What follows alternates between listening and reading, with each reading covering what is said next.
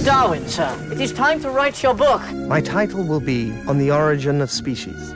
Our main intention in making the film was actually to create a portrait of the man and the world in which he moved and lived. I think that Darwin came up with arguably the greatest idea that a human being has ever come up with, and we know so little about him as a human being. It was as a man that he worked out all his ideas, and he held them with the passion of a person who really cared about nature and also humanity. Of course you would. Anyway, Thomas Malthus calculated that if every trout, say, had 100 or so offspring and so on and so forth throughout the generations, that we'd be knee-deep in trout in just a few decades. How would you respond to that? I'd respond to that by saying that most of the eggs are destroyed or eaten so that the numbers remain stable.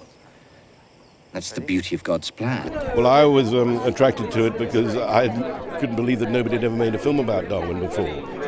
And, I thought of Darwin, like most people, as a sort of crusty old guy with a beard.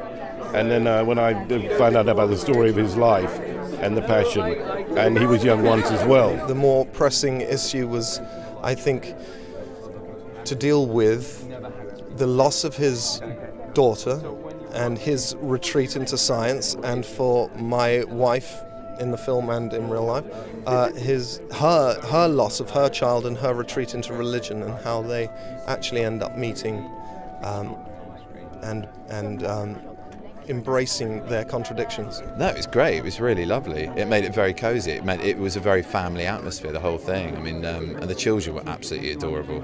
It was really fun doing the film, and I made lots of friends, and it seems quite a long time ago now, so it's really nice seeing everyone here.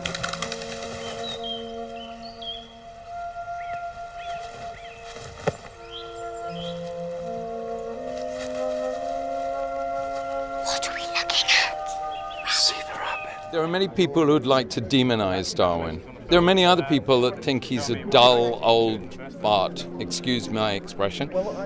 Just the guy on the back of the £10 note with the big beard. I know I can change those opinions. It was an amazing experience, and it seems to me undeniably clear the connection that I as a human being have with that orangutan, and the notion that we aren't in some way connected seems ridiculous to me. It's been an extraordinary adventure to have your book taken.